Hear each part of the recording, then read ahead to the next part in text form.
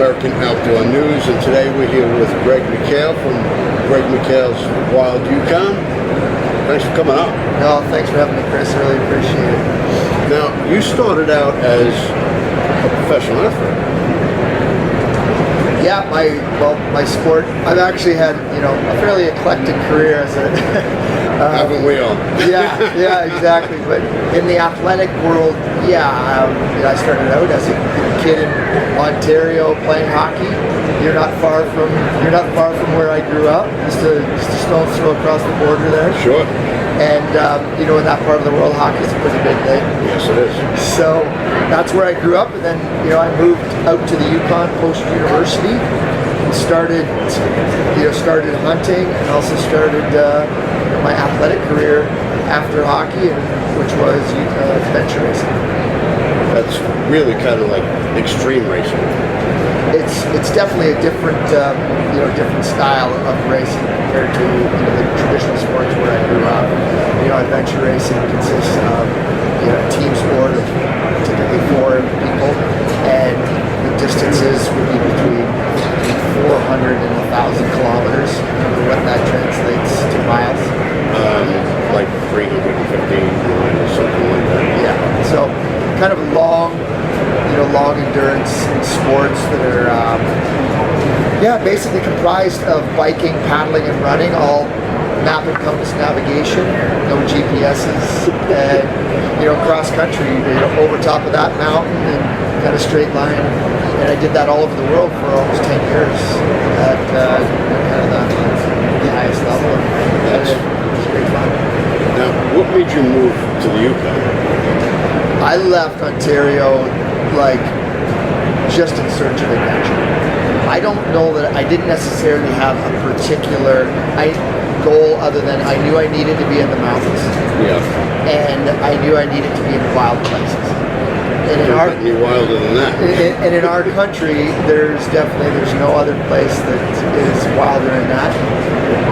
Even growing up in Ontario, the Yukon is just so far out there that we really knew very little about it. So when I brought the idea back to my girlfriend at the time and my wife now in university, she was kind of like, where's the Yukon? Like, what are you talking about? Yeah. And back then it was a little bit research in the library. Yeah. And I'm dating myself. No Google back then. No, some library research, and we actually told our parents that we were moving to Alberta to the mountains because we didn't want to tell them we were going to the Yukon because they would have been like, come on, what are you really thinking here? So that's how it started. It was just really the search for wild places and these true natural environments. Now, your whole life was a transition going up there. Did you buy a house? Did you have to build a cabin? I mean, what was it like transitioning to the Yukon? Yeah, no, it was very. I think that back then it was an opportunity to start a new life that would have been actually easier than trying to buy a house in southern Ontario and trying to get a policing job. And there's. And it wasn't the place Ontario that we wanted to be, and so it wasn't that hard. We started rented. We went there with nothing. Yeah. Actually, we went there with her car. I didn't own one. And whatever was in it. I owned a canoe and a kayak, and those are the two things. And some backpacks and camping gear. That's what I brought to the team. Some fishing poles. Maybe a rifle. Yeah, and that was it. We just worked away, made a life for ourselves, and now we have two children, 7 and 10. Wow. My parents, in fact, have moved to the Yukon, kind of following us, and my dad being very outdoors, minded person, and that's how I got introduced to it in Ontario, whether it was fishing. And I used to get a pile of fishing holidays from school. So that's kind of where my love of the outdoors started. It's great to have my parents, both my mom and dad that live right near us. It's always good to have your family Yeah. close by. So how does that transition into the TV show? Well, I've always hunted. Like since I was a teenager, I've been hunting, and it's always been part of my life. One of my first jobs in the Yukon was as a packer. So I wasn't, I started out in the mountains with an outfitter. Yeah. So I didn't know anything about horses, so that was out. I applied for a job with almost every outfitter that was in the Yukon when I first got there, because I wanted to be, I just wanted to live in the mountains. So I applied to everybody, and I got turned down by everybody because I was this kid from Ontario that knew nothing about hunting in the mountains. You were Nothing, tenderfoot. right? Nothing about packing a horse, and but what I did have was tenacity. And one day I wasn't leaving the Yukon, and I had started working at this store. Actually is a clothing store. And this guy walked in with a camouflage jacket. This is after I'd been turned down by every outfitter out there in the Yukon. This guy walks in with a camouflage jacket, and I said, I need to talk to this guy. So I started a conversation, and by the end of it, I was on my way to head into the Mackenzie Mountains in the Northwest Territories. Wow. As a packer for guys that bought hunts, and I spent most of my I flew into the bush, came out 3 months later, and I'm sure your wife loved that. And it was hard, but she's an amazingly supportive woman right from the start, and obviously that's carried on through our whole life. We've been married for 23 years. So wow. So your show encompasses not just going on a hunting trip and taking an animal and tracking and whatnot. It really encompasses the whole lifestyle. Yeah. So that's after adventure racing as a professional. So I guided for 1 year, and then I realized that there's not enough money in the guiding world for the aspirations that I have. Yep. Not that, and it's not a full-time gig, and I would have had to travel around and leave my girlfriend for Extended periods of time. Which was not what I wanted to do. So I kind of cut my teeth at the sharp end of the hunting world, but left that for a job I was in criminology at university and college before that, and so I followed that career path. I was a police officer for the Royal Canadian Mounted Police. Okay. As a professional career, for lack of a better term. And Got to do something.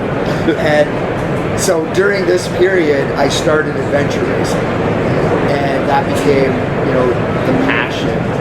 And I left the RCMP to then pursue the athletic career of adventure racing.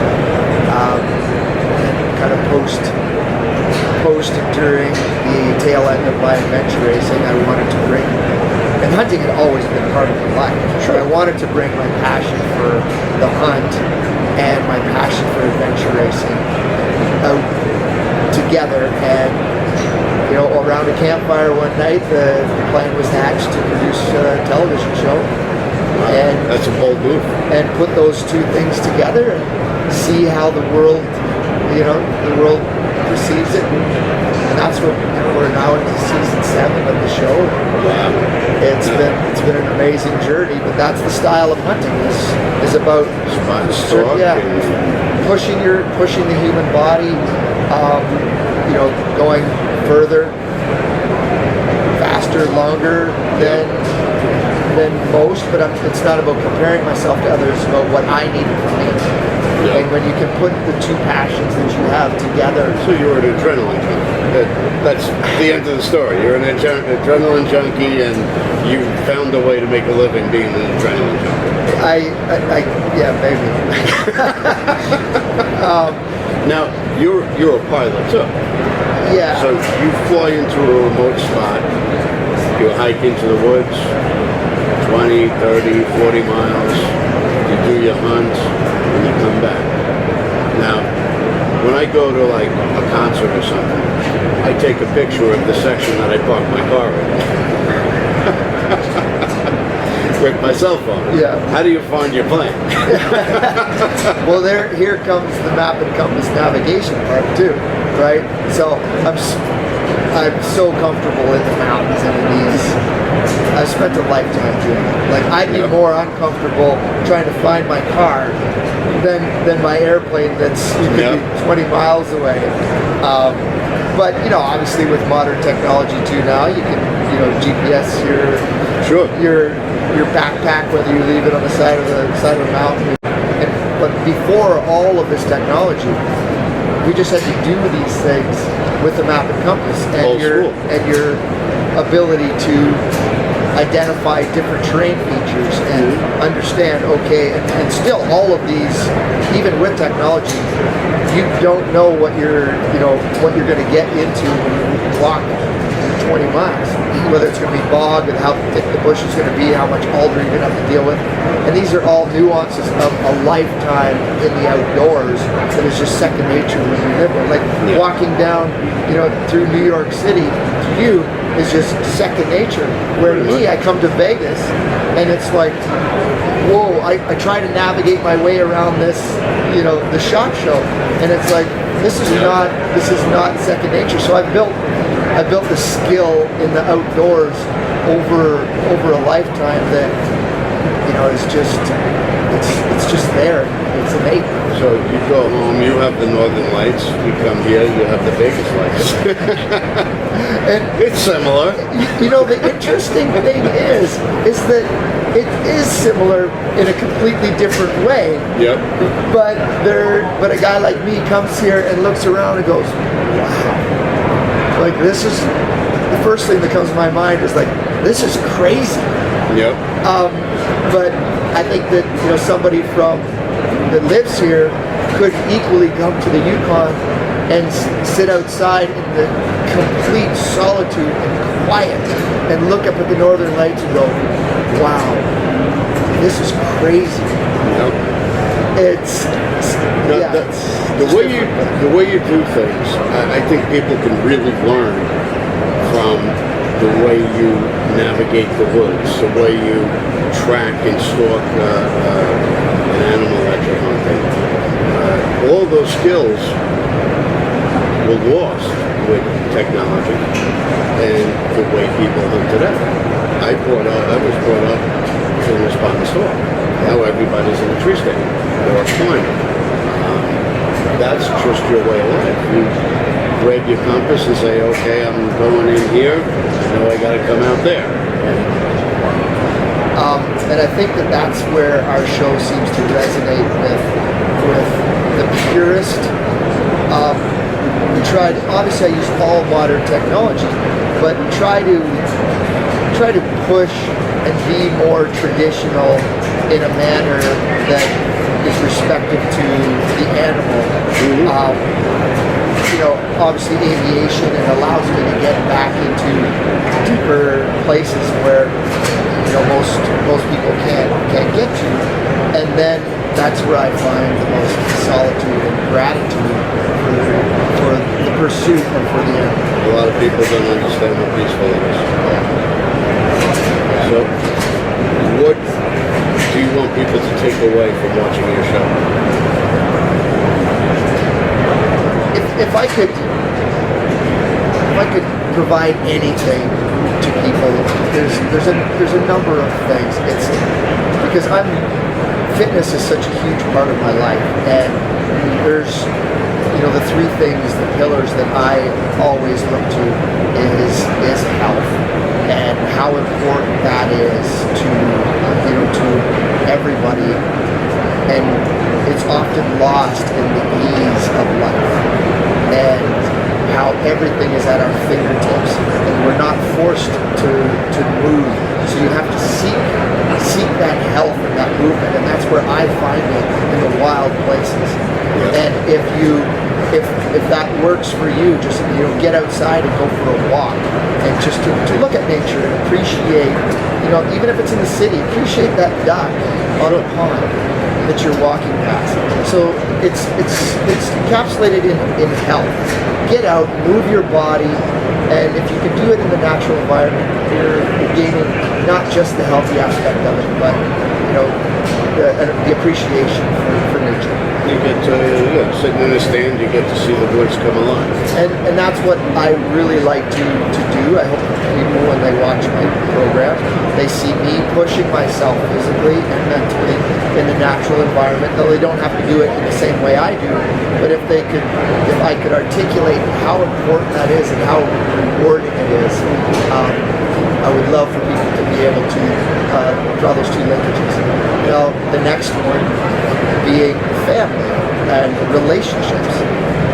And the relationships and the family environment. When I take my son, he was 7 years old on his first sheep with my 76-year-old father.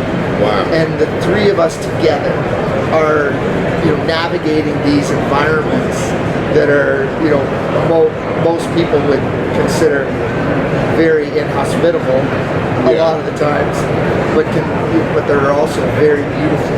And the three of us doing these together, working toward a common goal, which in these situations are getting my father a sheep. So I get to see a little boy becoming a man, and an older gentleman needing to rely on his 7-year-old grandson. Yeah. And these experiences that we as hunters have in the outdoors, in the family. Now, it might not be hunting sheep, but it could be just sitting around a campfire. True. And these experiences where we actually just have to sit in front of each other like you and I and have conversations when our cell phone is not going off, and it's connecting to nature and connecting to one another. Yep. I think that those relationships that are built through hunting and through wild places are ones that all of us as hunters, when we do these things, we're connecting to each other on a different level. Yeah. And that's what makes hunting so special. Sure. Because the day-to-day life often doesn't provide that. Even sitting around with your family at Christmas, there's noise, there's music, there's sure you're using these opportunities to get together, but it's not like what the wild places can provide. Absolutely. And then it's my other pillar is you need to be able to work hard to be able to afford things in life. And if you don't have to worry about finances, which we all have to worry about, Sure. but it's about working hard toward a goal. And if you have your health and you have your family and you have those relationships around you, not just family but friends, you have those relationships around you that are great, taken care of, then it becomes how do I build my wealth on a different side so I can help other people. And I think that's where I have a number of different businesses, and I've been very fortunate. I've worked really hard, and now I can utilize like a platform to, whether it's motivate or help people move forward in their life, to know that you can do it. Sure. And it's not a mountain, or how do you climb that mountain? You take one step and move forward. Yep. But hard work is the key.